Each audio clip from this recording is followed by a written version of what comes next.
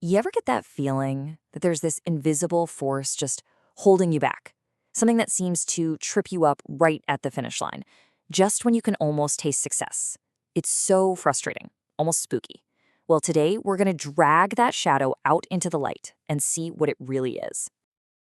Some philosophies actually have a name for this force. They call it Udan, which basically means negligence. It's described as this silent creeper, kind of like a vine that slowly wraps around everything you've built and just chokes it out. What's so wild is that modern psychology has found that this creeper usually grows from inside our own heads. And that is the question that changes everything. What if this saboteur isn't some outside force at all? What if the call is coming from inside the house? What if the one thing that's working against you is, well, you? So if this thing is inside us, how are we supposed to fight it? Well, the very first step is to give it a name. Because once you can name it, once you understand what it is, you can start taking away its power.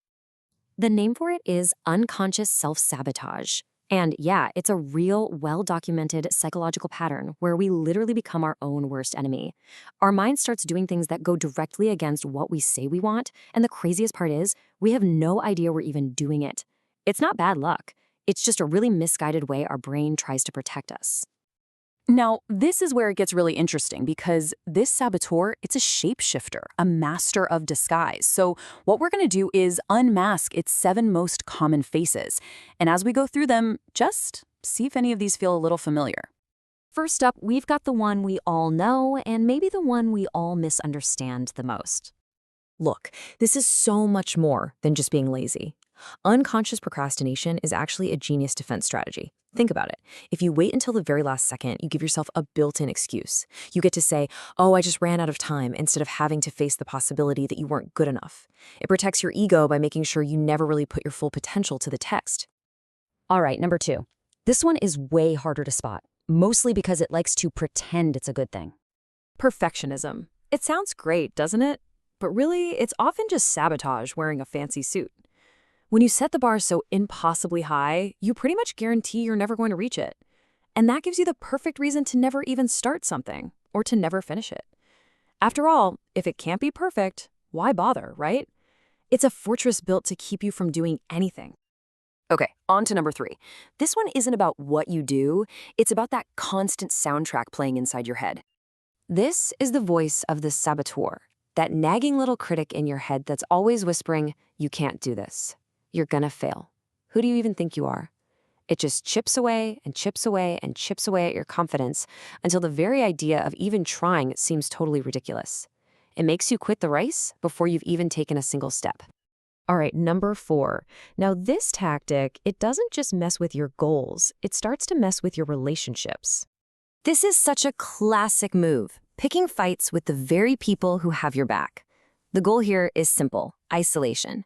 If the saboteur can get you to push away your friends, your family, your entire support system, it makes sure that when you do stumble, you'll be all alone. And that just proves its whole story, that you can't rely on anyone anyway. Number 5 is a really sneaky one because our culture actually cheers for it. We think it's a sign of ambition. Yeah, I'm talking about hustle culture, running on fumes, sleeping when you're dead. We wear this stuff like a badge of honor, but it's also a super effective way to sabotage yourself. If you deny your body and your mind the basics, sleep, decent food, a little rest, you guarantee you're going to burn out. You literally make it physically impossible to succeed, all while telling yourself you're just working hard. Okay, number 6. This is the saboteur's attempt to turn you into a lone wolf, to convince you that strength means going it all alone. This is that little voice that tells you asking for help is an admission of failure, that it makes you look weak. So you just try to carry everything on your own shoulders. And it isn't just about pride. It's a way to avoid feeling vulnerable, even if it means you're way, way more likely to fail. And finally, number 7, this might be the most paralyzing face of all, the one that keeps you chained to the past. Oh, the saboteur loves to play the highlight reel of your worst moments, doesn't it? It keeps your past mistakes on this constant loop inside your mind, building this ironclad case that you are fundamentally a failure. And that just paralyzes you. Why would you ever take a risk in the future if you're already completely convinced of how it's going to end? So, after seeing all these faces, The procrastinator, the perfectionist, that inner critic. The big question is, what do we do? How in the world do you fight an enemy that's a part of you? Well, the answer is a lot simpler, and honestly, a lot more powerful than you might think. Here's the secret. You don't beat the saboteur with force. You beat it with a spotlight. The second you can actually see these patterns for what they are, the moment you can go, that's just my perfectionism trying to keep me from starting, or, oh, there's procrastination trying to protect my ego again, you steal its power. Its greatest strength is that it's invisible. So, I want you to just take a second. Which of those faces did you recognize? Which one looked a little too familiar? Because just naming it, just seeing it, that's the beginning of everything. It's the first step to turning that silent saboteur from an enemy into an ally you actually understand.